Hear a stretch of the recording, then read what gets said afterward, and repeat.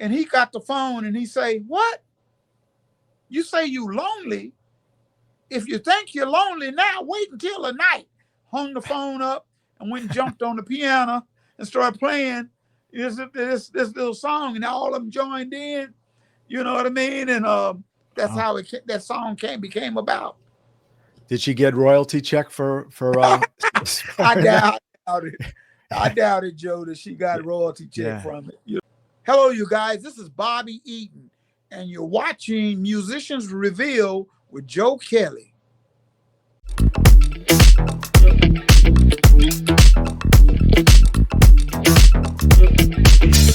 Welcome to Musicians Reveal. Joe Kelley here. I'm extremely excited because our next guest is an entrepreneur, a musician, a band leader, owner of a radio station, and a community activist.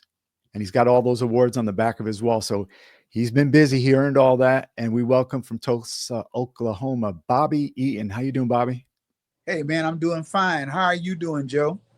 I'm doing great. And, you're at home right now? Yeah, man. I'm in Tulsa, Oklahoma, man, where I was born and raised, man, right here at home. Tulsa, home of Black Wall Street. Yeah, there you go. And your family has deep roots in the city, right? With the barbershop and everything. Yeah. I'm a descendant of Black Wall Street. Yeah, my grandfather was down there during that particular time.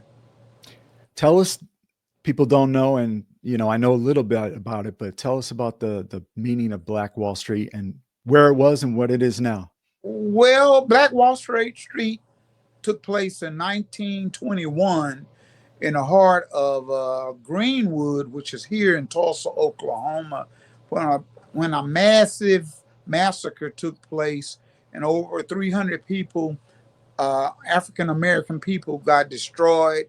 And Black Wall Street was a thriving community. I mean, it had doctors, lawyers, millionaires, some blacks back in 1921. A few of them had airplanes, and it was thriving. And a white mob came and burnt it all down here in Tulsa, Oklahoma back in 1921, And it was sad because I often think about, wow, what would it have been if they never had burnt it down? Yeah.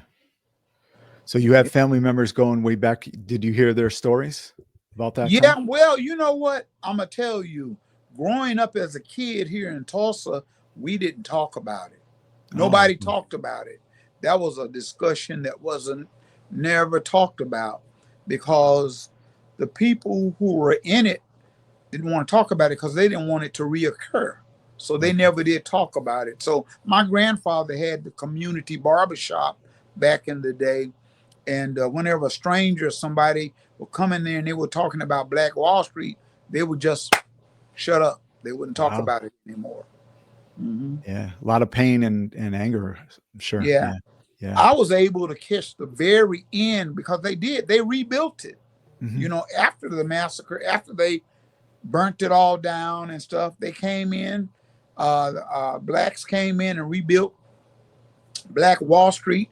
And I caught the very end of Black Wall Street when I was a little boy. I would go to the Rex movie theater, and it was all down there, and Latimer's Barbecue, and you name some other places down there before urban renewal came and tore it all down. I call it urban removal, so that's what I call it. And they tore down all the businesses and things like that. So now we just have a little small segment, a little small portion of Black Wall Street down at Greenwood and Archer.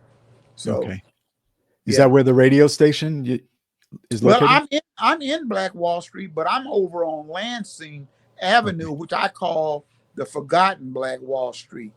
Mm-hmm. It's forgotten. It was part of Black Wall Street, but nobody never talks about Lansing Avenue. Yeah, Bobby Eaton's with us, and let's get into some of your history as a musician, which is really interesting. And how did you first, did you gravitate towards the bass guitar initially? Well, what happened was I was a kid, man, and I did a couple of talent shows. And, back in those days, man, the Beatles and the Rolling Stones were really hot, man. And I went on a little talent show in elementary school, and I call myself being Mick Jagger, and I put on. You get what I'm saying? So Yeah, yeah.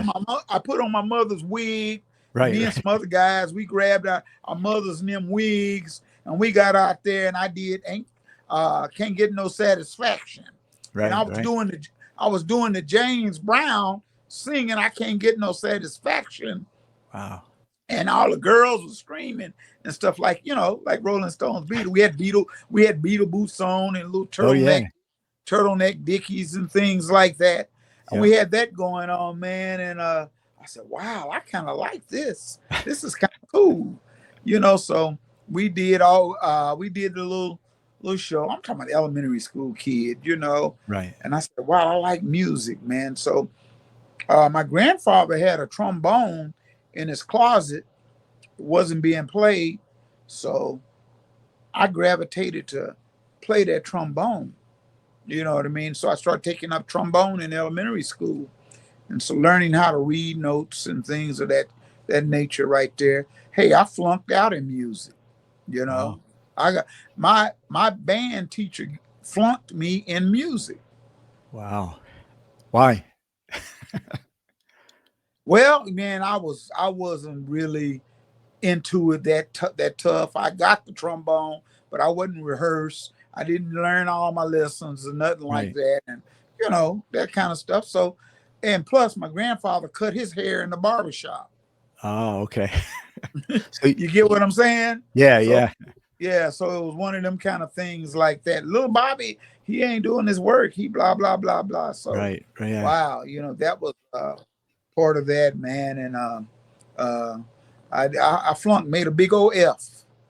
You threw out the in manual music. and did it yourself. Yeah, because what ended up happening, I used to play football back in the day, and I was pretty good at it. But somehow I gravitated to music. And one particular Christmas, my mother, I told my mother, she said, what do you want for Christmas? I said, I want a guitar. I said, I want a guitar. So she gave me a guitar for Christmas. And man, from that day on, I was about 12 years old. And I said, wow. So while I was in middle school, I asked a couple of my middle school friends who had guitars and drums and stuff to come over to my house. And, let's get together and put a band together.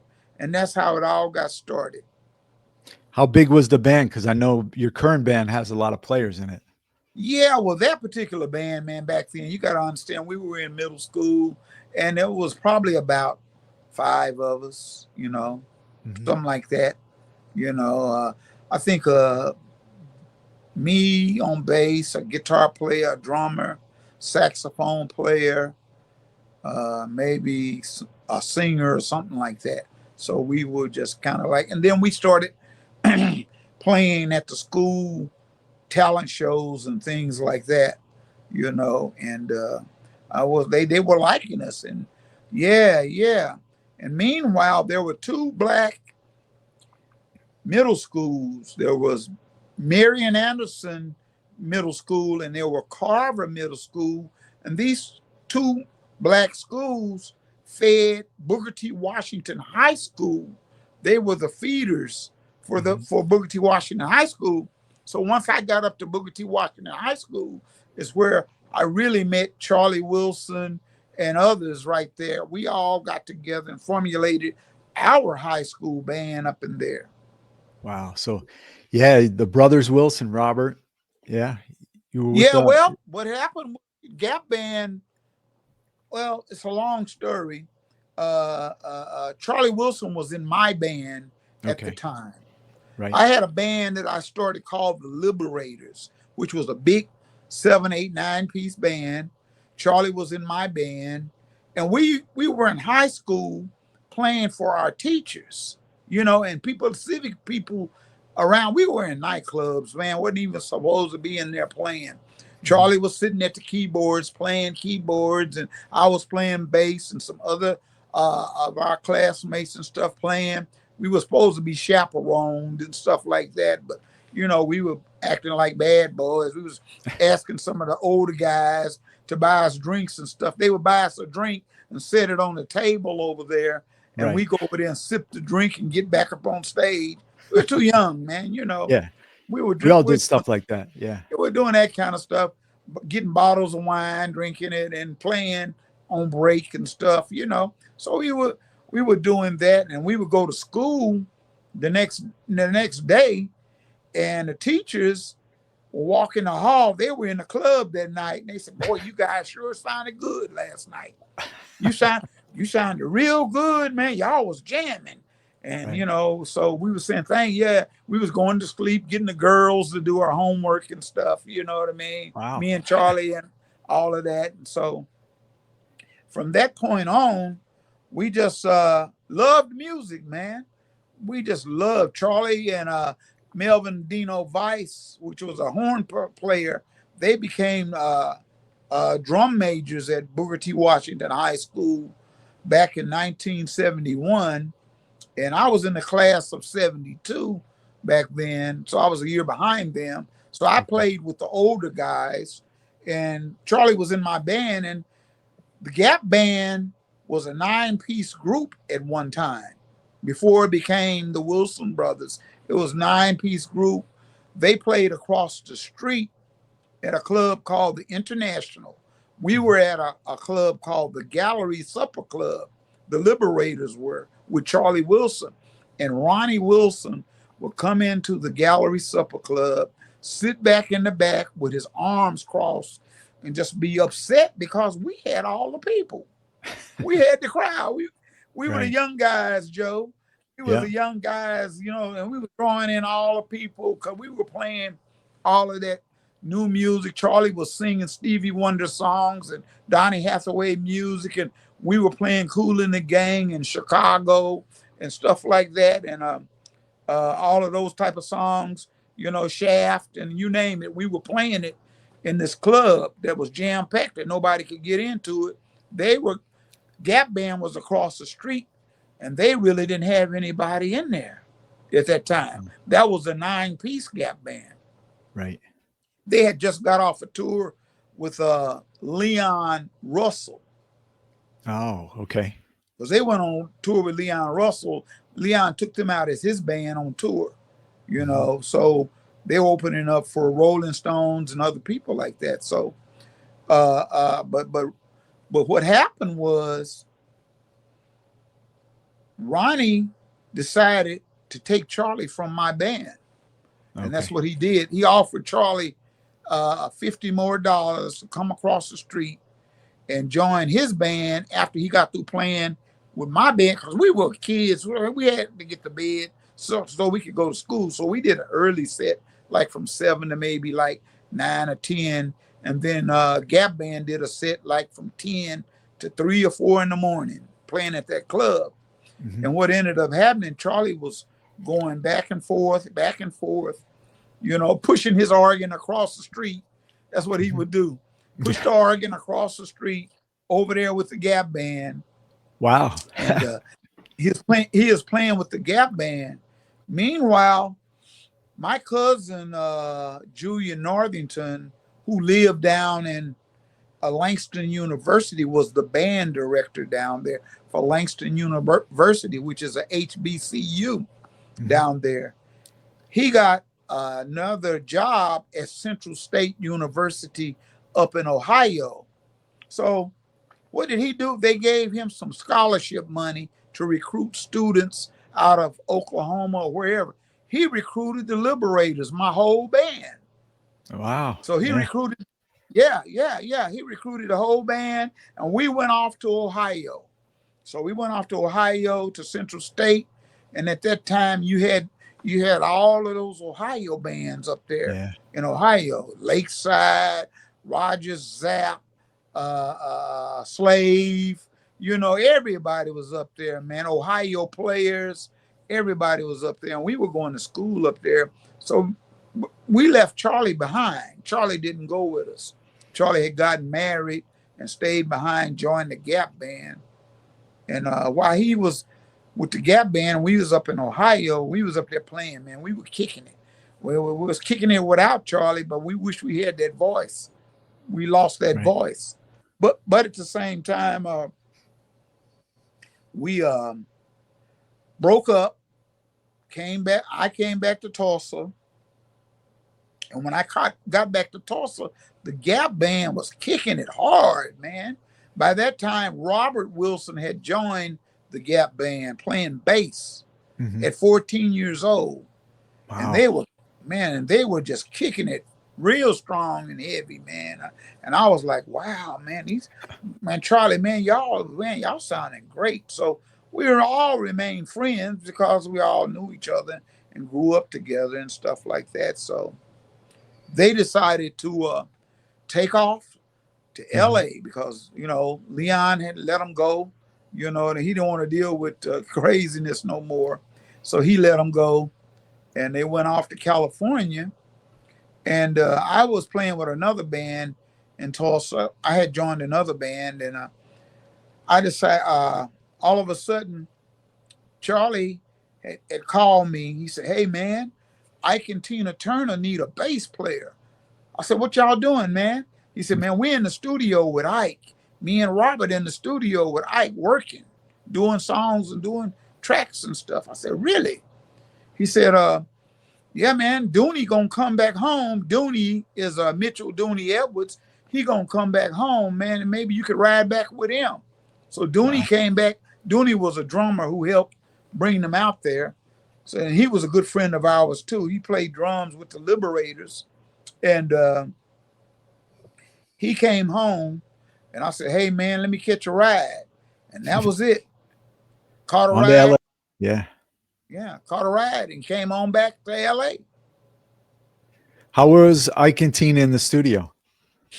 Man, it was crazy, man. It was kind of wild because when I got there, Ike had asked me, did I have any place to stay? And, I came out there. Charlie introduced me to Ike Turner, and I didn't have no place to stay. So Ike put me up. He put me up. You know what I mean? I guess he liked the way I played and stuff and put me up. And they were arguing and fussing and fighting and all of the madness was going on, just like you kind of saw some of the stuff in the movies. Right. Sex, drugs, rock and roll, man. You know what I mean? Yeah. They it was right before she took off in as soon as MTV started playing her videos, right?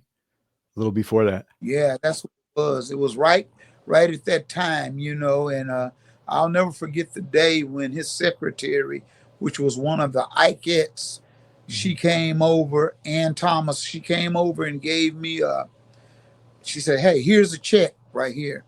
You're going to have to move out and you're going to have to go, and I left, man. And that's when I ended up with Charlie, still hanging out with Charlie. We still boys, and me and Robert and all of us still boys. Oklahoma crew, we would all get together. And by that time, they had joined the Total Experience Records and nightclub, you know what I mean, by Lonnie Simmons, and so they were with Total Experience Records. And one day we were sitting in the nightclub during the daytime, and the workers were in there cleaning up. They were cleaning up the club. So we were in there drinking Lonnie Simmons alcohol, sitting in there, going behind the bar. Me and Charlie sitting in there, and all of a sudden Lonnie came in. Lonnie Simmons, he came in there. Hey, man, what y'all doing, man? What y'all doing? You know what I mean? And we sitting up there. We got his alcohol sitting all on the table. We drinking it, man. And he said, hey, man, I got to find a bass player for my group called, he had a group that was called The New Experience, who opened up for all of these acts at his nightclub. This New Experience was opening up for like Billy Preston, The Moments, The Stylistics, Rufus and Shaka Khan, New Birth, and the list goes on and on, man. LTD, all of these groups. The New Experience was a singing group, kind of like the Temptations, but they were good-looking young men and they were Lonnie Simmons' group, The New Experience. He said, man, I got to find a bass player for The New Experience, man. I don't know who that's going to be, man. I'm looking. So Charlie looked at me, and I looked at him. Charlie say, here's a bass player right here. He said, man, can you play bass? I said, yeah, man, I play bass. So he gave me a phone number to this guy named Bob Farrell. He said, man, well, call this dude right here. Tell him to get with him and y'all rehearse and get the music down because The New Experience got a show coming up this weekend. So I made a phone call, and this guy named Bob Farrell, a white guy who was a director of a black band, you know what I mean? The whole black band, The New Experience. He came and picked me up, took me to his house up in Hollywood, and we rehearsed The New Experience's music and learned that music, man. And it was on from there. Yeah. How did you roll into Natalie Cole's band and that orbit? Okay, well, being with Natalie Cole, I was playing with a gentleman named DJ Rogers. Now, Okay. DJ Rogers, man. DJ Rogers was with RCA Records, and he was with the Total Experience first before he was with RCA. And he was with Total Experience Records. DJ Rogers was like the underdog in the music industry, man. He was like the guy on a football team who just didn't learn all the plays, but he was better than the guy out there running the ball. You know what I mean? So DJ was kind of that he was born and raised in the church. He studied up under James Cleveland and all of the gospel artists. But man, he was a powerhouse on stage and had a powerful voice. So me and him, and some other guys were in the group. Let's see. In that group, man, it was some powerhouses in his band, because the New Experience band consisted of Patrick Moten. Patrick Moten wrote and produced Anita Baker, and he wrote songs for Bobby Womack and others like that. If You Think You're Lonely Now, and he played for Tina Turner as her keyboard player, and he was the keyboard player in the New Experience. Michael Wyckoff was with RCA Records, you know what I mean? And he played the keyboards with DJ. We were all playing with DJ. And Gino Henderson played the guitar. He ended up playing with Billy Preston and the Pointer Sisters, and Mitchell Dooney Edwards played the drums. And we were all in that Total Experience band, and we were playing with DJ, and Natalie came and heard DJ play. And what ended up happening was, after she heard me play with DJ, I was staying with Michael Wyckoff and his wife, and I was sleeping on the sofa, man, you know, eating whatever I could eat, just kind of hustle. Michael gave me a place to stay. And Michael got a phone call. Michael Wyckoff did. He got a phone call, and it was from Natalie's road manager asking Michael, did he want a job playing with Natalie? And Michael said, yeah. We didn't have it. We had quit DJ by then, and we wasn't working with Total Experience anymore. I had went off and wrote a couple of songs at RCA for the Memphis Horns. You know, Okay. I wrote some songs for them, and I didn't have a job, just writing songs. We were all writing songs, and so Michael was talking to the road manager, and he said, "Hey man, you want to come play for Natalie Cole?" Michael said, "Oh yeah, now you got to understand, at that time, Natalie she was number one on the charts, man. Right. She was knocking it down, and she was just at a whole nother level." And he said, yeah. So they said they were going to fly Natalie's music director and a drummer in, and they were going to go to SIR Studios and rent a room where they could rehearse, studio instrument rentals. And that's just what they did. And so Michael, he said, go out and learn all the Natalie Cole music you can, Michael. So Michael went out and I went with him and picked out all this Natalie Cole music. And then when he got back, the phone rang again. And he says, hey man, where's the bass player, Bobby Eaton? Where's the bass player at, Bobby Eaton? He said, man, he's right here. So they put me on the phone and he said, hey man, how would you like to come play with Natalie? You and Michael.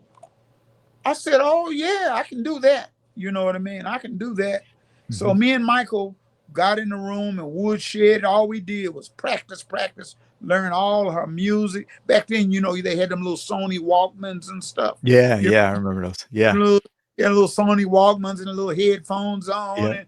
And wherever you go, we was just, you know, going over Natalie Cole music and we just learning everything we could. So the music director and the drummer flew in. So the four of us got together and they had an engagement in like a couple of days, man. It was just like in a couple of days, they had an engagement and we had to be ready. You know what I mean? So we got into the rehearsal for that length of time. And I think we flew out on a Friday morning. It was like we rehearsed on all day that Thursday. And we went out on a Friday morning and we arrived in Memphis, Tennessee. And man, I didn't know that Natalie had a limousine for the band. I'm so used to riding in the van, you know what I mean, with other cats, but she was high class, man. And then I looked up, man, and wow, man, we had rooms to ourselves and things like that. And I'm like, man, this is foreign to me. And you know what I mean, Joe? It was like, this is really upscale. Right. And so we checked into the Hyatt Regency there in Memphis, you know, and the band members came down to the room. We had little amps and little keyboards and stuff like that. And we got inside the hotel room and just started going over some of the music, right? Mm-hmm. And they going over, drummer had a little drum pad. His name was Ted Sparks. And he had drum pad. We was going over this music because going over and over, just like drill sergeant, you know what I mean? And so we had to go do a sound check. They said, well, we're going to do an early sound check. And I said, okay. I'm nervous now. I'm like, wow, man, this is at another level. Nervous. We get there at 12 noon. Normally they have sound check about 2 o'clock or 3 or something like that. But this time they had a sound check at 12 noon. And we went to this big old auditorium, all these empty seats, man. Empty seats, just thousands of seats. It's a big old sound system and stuff. So we went up in there, plugged up, and we started rehearsing the show. And they started smiling. People in the band started smiling. And they said, this is gonna work. Yeah, this is gonna work. And all of a sudden, here comes Natalie. She comes out there and she says, hey, Bobby. Hey, Michael, how y'all doing? Welcome. Let's take the show from the top. And we just started playing the show and she started smiling too. And they started laughing and they started stopping in the middle of the rehearsal. And I'm like, why are they stopping? Because they was liking what they were hearing. Right. You know? And from there on, man, that first gig, man, it was just like crazy that night. Because what had happened was we were in the dressing room and Peebo Bryson was opening up the show. Okay. Right? Peebo was opening up the show. So we in the dressing room that night, still going over music, going over the show. Ted Sparks, the drummer, is saying, hey, man, look here, pay attention to me and Linda Williams, you know, Aziza, pay attention to us, you know what I mean? And you're going to be all right, man. You're going to be all right. Don't focus on nobody else in the band but us. And I said, okay, all right, I'm going to focus on that. So Peebo Bryson is out there. He's killing them with Feel the Fire and stuff. Feel the fire. He just singing and women is just screaming and hollering and breaking on down. And I said, wow, man, this is crazy. So they knock on the door and they say, 30 minutes till showtime. I'm getting nervous now. My knees is knocking, you know. The knees is knocking, Joe. Yeah, And I the can knees is imagine. knocking. And I'm like, oh man, this is crazy. You know what I mean? So they say, okay, 15 minutes till showtime. They was knocking on the door. Now I hadn't been in this type of environment on this magnitude, on this level before. Now, when I was with DJ, we used to open up for people every once in a while, but it wasn't at this magnitude. And so after that, what happened was they said, Natalie want to have prayer. So we went all Mhm. out in a big old circle. And, they was praying for me and Michael Wyckoff that we memorized the show. It was dark backstage. They had flashlights and all of this stuff going on. And so as we approached the stage, man, the screams were so loud that you couldn't Mhm. even hardly hear yourself talk to the other musicians because the screams are so loud. And all of a sudden, we got up there, plugged up. I plugged up, and this guy, he came up to me and he says, "Hey, my name is Zach. I'm your roadie, man. I'm gonna watch you. Here's some water. Here's some towels. I know what your settings are like on your SVT amplifier right here, and I know what your settings are like and how you like it. And I've got them written down. And man, just have a good show. If you need me, just look over there at me." I'm saying, "Wow, I got a roadie. Yeah. You know, I got a roadie. There's a road crew here." So all of a sudden, the announcer say, "Ladies and gentlemen, Natalie Cole," and the crowd just went crazy. We started off playing, Joe, and they started smiling. Everybody got smiles on their face, and all of a sudden, you know what I mean? Everybody got smiles on their face. And during the show, Natalie would feature all of her musicians in the band. There was Oh, a okay. segment where you got a chance to play, play a A little, solo, do a solo. right. Yeah, a solo in the group. And so it got around the keyboard player. She do her solo. Yeah. The keyboard players do his, the drummer do his. And it got around and it was getting around close to me. And I said, man, all these people out here, what am I gonna do? What kind of solo am I gonna play? Am I gonna play with my fingers? Am I gonna thump it? You know what I Yeah. mean? I said, man, I'm just gonna thump the hell out of this bass. You know what I mean? It got around to me. I thumped that bass and I started playing, thumping, and the crowd just went crazy. Like that. The crowd went crazy. And then after the show, from then on, we became like family, man. And for several years, we just became family, man. And I traveled the world with her several times, different places. Me and the background singers were friends, and the band was friends. And, some people were coming and going, but hey, I was still there. And with Natalie Cole, she took me around the world, man, and TV shows, you name it, man. We did a lot of stuff, man, together. Yeah, you've been on the biggest stages, and yeah, when you're speaking of those bass solos, when bands break it down like that, the bassists and the drummers usually get the most response, right? Yeah, Yeah, yeah. Well, that's we what got it's the been. response. Me and Ted Sparks, we were like married, man. The two of us was like this, man. Two peas in a pod. Right. Hey, let's go into your endeavor owning a radio station, KBOB, right? Yeah, man. I got Yeah, that's KBOB great. 89.9 FM. KBOB. Yeah. Yeah, man. It's you can get it online. We stream to Facebook, Twitch, YouTube, all streaming platforms, man. I'm back here in Tulsa, Oklahoma. I've got 13 radio shows over here. Yeah, I was looking at the programming. It's really great. And you had a huge star on your own show recently, Eddie Levert, right? Man, yeah, man, that was a great interview, man. I interviewed Wow. Eddie Levert of the OJs, and man, I was playing OJ music. I grew up playing OJ's music, Mhm. Backstabbers and all of that. And we had a great conversation, man. People can go back and look at it on YouTube. All they got to do is Google KBOB 89.9 FM Bobby Eaton Show with Eddie Levert, and you can check it out. Yeah. Yeah. How's he doing health wise? He's doing okay. He's doing better, man.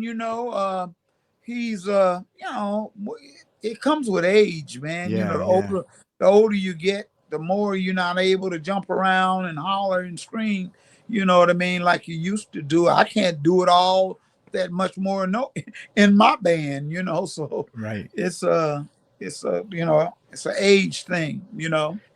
That's the roadie has to include a chair beside the towels and the water sometimes. Yes, you do, man. When I do my band and we do our shows, because we play on the big stages, and man, after a show, man, I just gotta sit down, man, and take a seat, and rest up for a minute and get some energy to get back to moving again.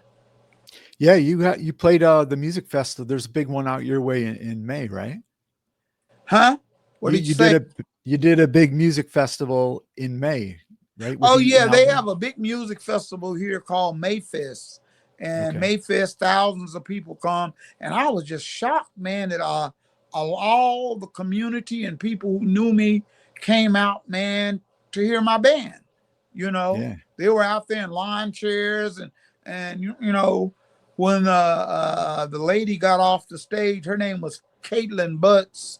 She's a country and western star. When she left, then all of the crowd came, and they were out there to see the Eaton Out band. That's my band here in Tulsa. Right. 13-piece band. I got a horn section, a rhythm section, and a few singers. And you guys are looking sharp, everybody's coordinated with I seen you with the white suits. Man, we do the all white thing. We wear all white.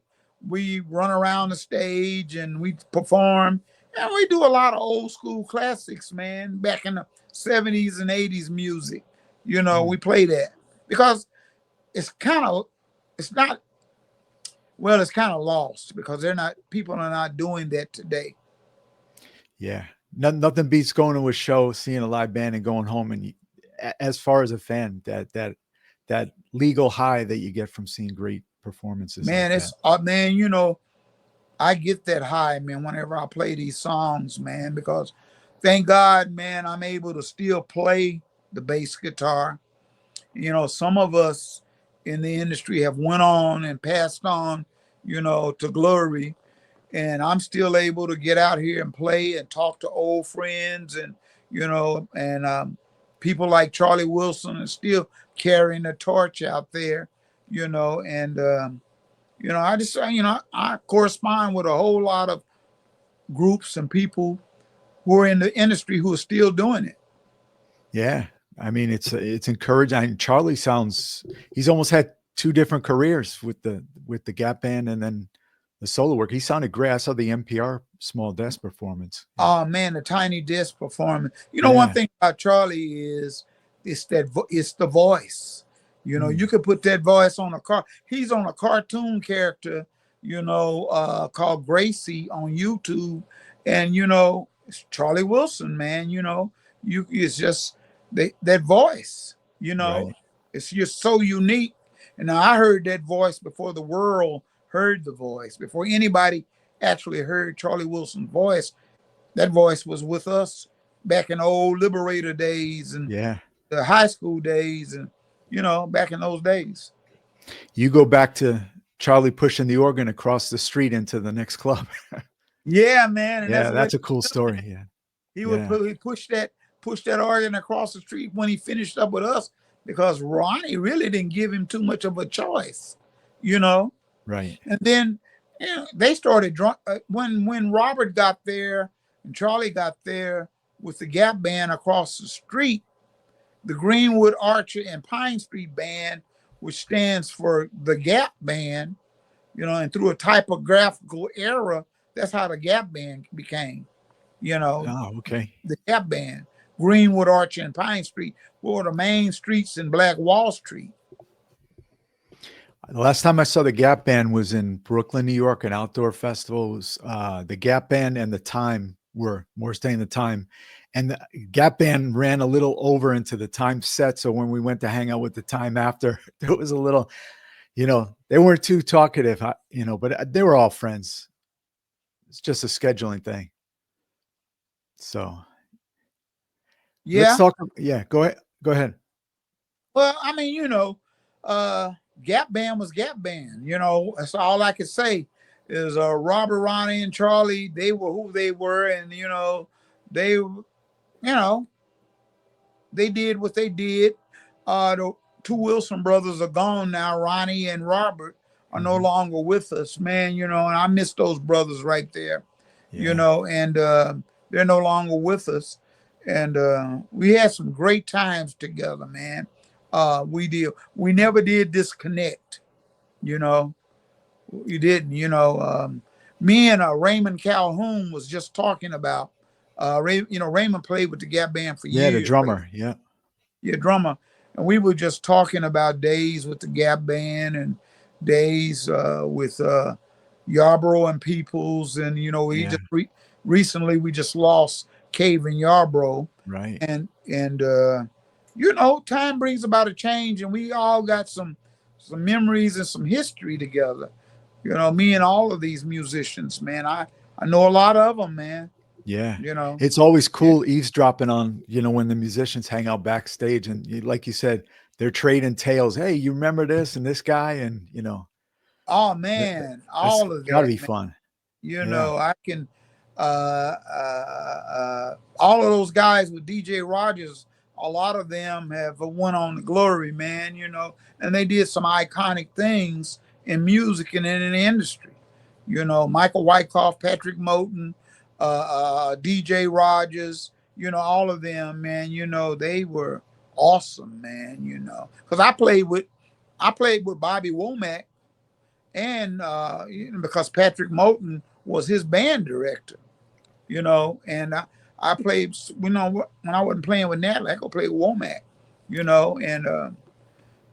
just we were just networking with each other, on and off, here and there, doing some stuff. Did you do a tour with Bobby Womack and Sly Stone and Jocelyn Brown? No, okay. I only did dates with Womack when I wasn't playing with Natalie. Oh, Natalie okay. get off the road. Patrick Moten would say, "Hey man, you want to do a couple of dates like in Seattle or somewhere like that?" And I say, "Yeah, man." So I go play with Womack, for a little bit, come on back, and go back out with Natalie, Right. Hey, let's talk about before we bid. Yeah, go ahead. You go ahead. No, I was just saying, we would interact with each other. Me and Patrick Moten were songwriters, and he wrote the big hit, like I said earlier, "If You Think You're Lonely Now," and he produced that on Bobby Womack. Yeah, I remember having the 45. That's a funny story. That's a funny story too, how that song became a hit. Patrick was in the studio with Womack, and they were in the studio cutting some tracks. And all of a sudden, Patrick's girlfriend kept calling him in the studio. And he kept telling her, "Hey, look here, I'm working. I'm in the studio. I can't come home right now." And he hung the phone up. And she called back. He said, "Hey, look here, I'm in the studio. You don't get it. You don't really get it." And he hang up. And the guys in the band was laughing and cracking up at him. As soon as the phone would ring again, they knew it was her. They was laughing. And he got the phone and he say, "What? You say you lonely? If you think you're lonely now, wait until the night." Hung the phone up and went and jumped on the piano and started playing this little song, and all of them joined in. You know what I mean? And that's how that song became about. Did she get royalty check for I doubt it. I doubted, Joe, that she got royalty check from it, but it was so funny how that came about. And, Patrick produced Anita Baker's first record too, Angel, I love that song. Yeah. Yeah, Angel, he produced that as well. So he was an iconic genius behind scenes. And so these guys that I work with, man, was some They were some bad, bad dudes, man, on the instruments. They loved the music, and I love music. And at my age right now, I'm 71, and at my age, I'm still going, man, still Yeah, I going was gonna say and going. you're busier than ever.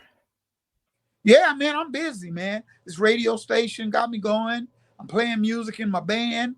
Uh, I'm just traveling. I'm doing things. I'm just active, man. I haven't really slowed down. Hey, before we bid you adieu, Bobby, I got to ask you the array of gold and platinum records behind you. What's going on there? What are those records?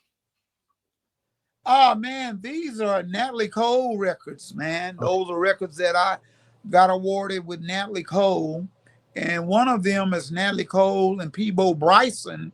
Mm-hmm. You know that I worked on because they did a project called "We're the Best of Friends," which was a gold album, and I got a Natalie Cole live album up there that I did with her. I played bass on Natalie Cole live. You know, some Natalie stuff, man. You know, some Natalie memories and stuff like that. And I've got a lot of awards that you can't see that are over here on the shelf over here by my friend Evan Clayburgh. That's right. We got to give props to Evan for documenting this for you, and look out. It'll be on YouTube, I assume, right? Oh yeah, man. I'm doing a little documentary telling my story, man. You know, and trying to keep some of those memories alive. And it's important that we record all this stuff like what you do. I mean, look Yeah. at what you're doing, man. You're doing some great work. I love Yeah. it. Thank you. Thank you. I appreciate it. Yeah. I Chris love it. Jasper was a close friend, and he would come to the studio every year before 2020 and bring records. And luckily last summer we did an interview like this because we Yeah, didn't know he Chris. got sick. It was very Yeah, sudden. Isley Brothers. He's gone now. You Yeah. know. Yeah, great musician, man. Oh Yeah. man, you know, real great. Great songwriter. Yeah. So listen, we will have all the links in our description on YouTube for KBOB and also Eaton Out Band. And also go check out Eaton Out Band and listen to KBOB because some great programming. I'm sure our audience will enjoy it. This will be up on YouTube and also Spotify, Apple, and also we'll have this interview with music on our Musicians Reveal Radio on Live 365. So there's going to be Bobby Eaton everywhere. I appreciate it, Joe, man. Thanks for having me, man. You know. Yeah, And brother. I want to thank the public and the people, you know, for supporting me and others, man, who are out there still going. Yeah, we'll continue to do it until we can no more. All right. Thank you very much, Bobby. Take care, man. All right. Peace. All right. Bye-bye.